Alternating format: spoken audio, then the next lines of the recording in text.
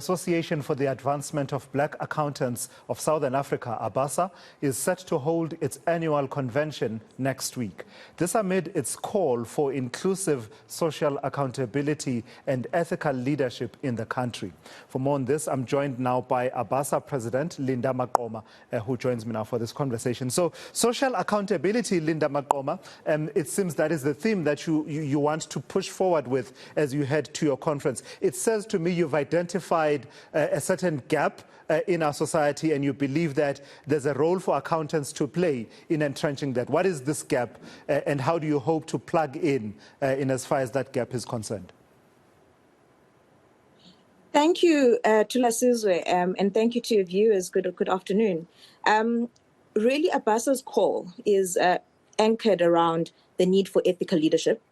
Everything that we are trying to achieve from a social perspective is really around how do we make sure what we're doing, transformation, doing the right thing in terms of responding to some of the issues in the country, are really not a tick box exercise, and we're implementing. And how we're using our platforms as Black organizations and lobby groups to really be a breeding ground for the people that are going to drive this agenda. So we have a lot of stakeholders, as you may know, within the accounting and auditing sector. But really, Abasa is the social partner with that moral authority that really must drive to remind us of our responsibility in our country. So let's talk about the role of accountants then in practically translating those ideals into realities of ethical conduct of, for instance, in the public sector, of business in the public sector.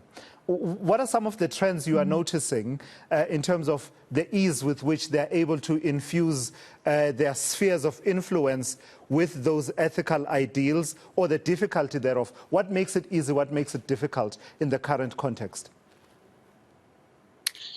Tula Sizwe, I've been quite clear from the beginning when there was the budget speech earlier in the year, and saying to the Ministry of Finance that our people are there, and you're calling for competent and ethical individuals to come, and professionals to come into the public sector space especially.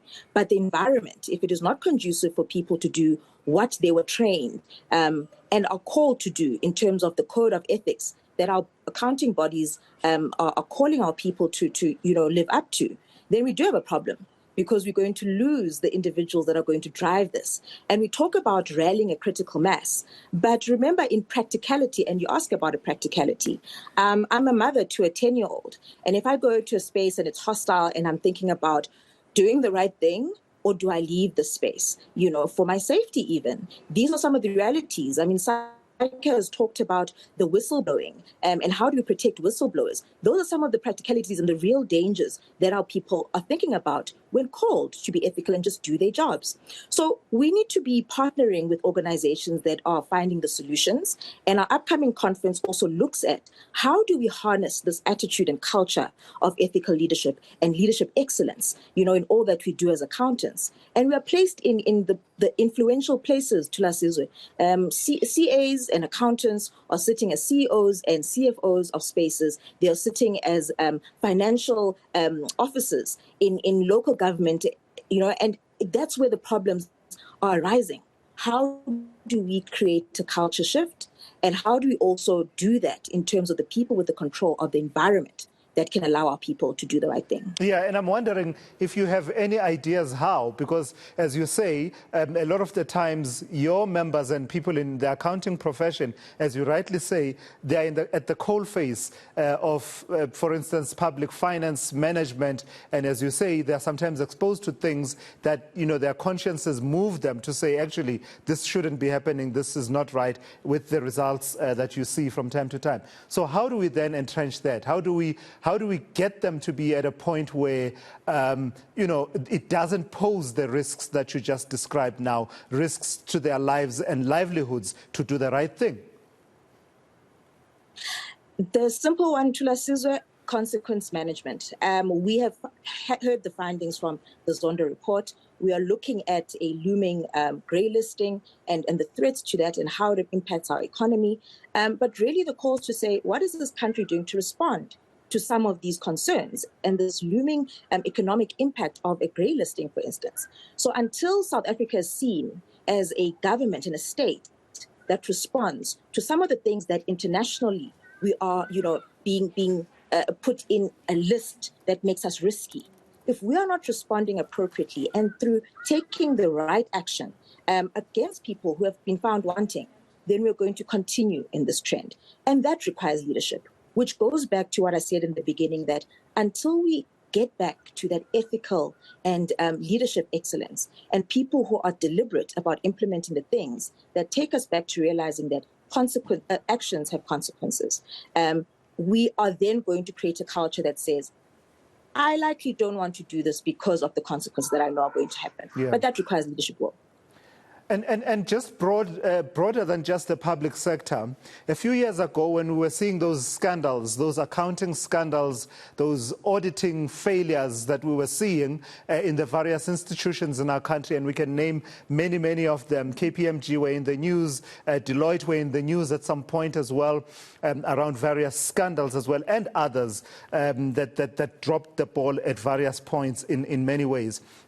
There was a conversation that had said, actually, there isn't a lack of capacity.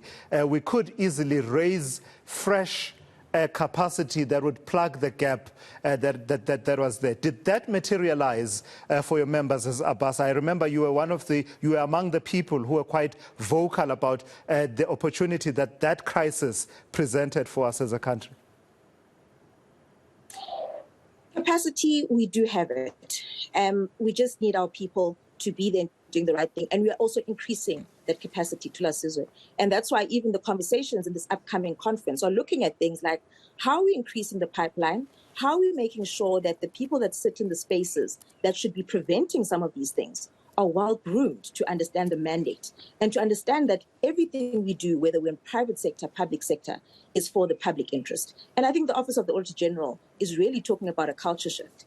And we all should rally around that, whether we're in the private sector or in the public sector. So Abasa is saying we are holding hands with those that are saying we want to be the platforms that groom and create safe spaces for us to bring this new cohort, whether it's from our student days or we need to go back to grassroots, to groom a new generation and a pipeline that is going to fill the gap.